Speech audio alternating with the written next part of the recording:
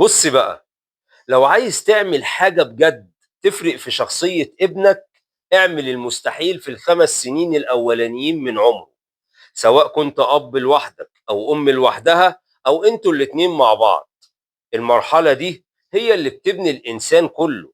وقبل ما أقول لك ال3 حاجات، في قاعدة مهمة جدًا لازم تعرفها أو لازم تعرفيها. قاعدة احميه من الأذى. يعني ما ينفعش نسيبه يجرح نفسه أو يحرق نفسه، أو نسيب طفلنا يغلط غلطة تؤذيه. طيب، أول حاجة في ال3 حاجات اللي أنا عايز أقولهم، الرابط العاطفي. يعني إيه؟ يعني ابن حضرتك محتاج يحس إنِّك قريبة منه، مش بس بتأكليه وتشربيه كأم.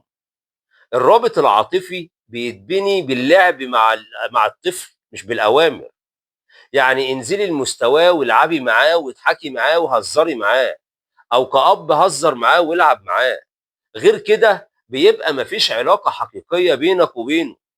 طيب، تاني حاجة، الانضباط. يعني إيه؟ يعني من بدري جدًا، من سن 2.5 ل3 سنين، ما ينفعش يعدّي السن ده من غير ما يتعلم. يعني إيه نظام؟ يعني مثلًا يقول بسم الله قبل الأكل والحمد لله بعد الأكل، ياكل على الترابيزة، يشيل لعبه، يحط هدومه مكانها، يقول شكرًا. الكلام ده كله، ده مش تشدُّد، ده بناء شخصيته.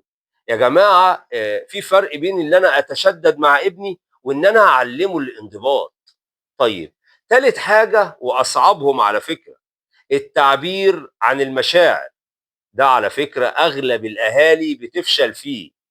يعني ما تقولش لابنك اسكت ما تعيطش خلّيك راجل، وأمهات كتيرة جدًا وآباء بيقولوا لأولادهم ما تعيطش خلّيك راجل، وبيوصّل له رسالة إن اللي بيعيط ده مش راجل. لأ طبعًا، علّمه يقول هو حاسس بإيه. يعني لمّا يزعل قُل له: أنت زعلان علشان ماما قالت ما فيش شوكولاتة مثلًا؟ طيب بُص، أنا لو كنت مكانك هازعل برضه، بس معلش نجيب بُكرة.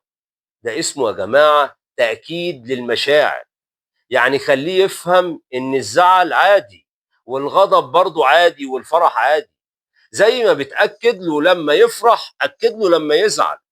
الخلاصة يا جماعة اللي أنا عايز أقوله، لو عملت ال3 دول قبل السن ال5 سنين، رابط عاطفي قوي وانضباط وتعبير صحي عن المشاعر، أبشر، هتطلّع طفل سليم نفسيًا وسلوكيًا بنسبة 100%، وممكن تعدّي ال100% كمان. ولو ما عملتش كده هتدفع التمن بعدين.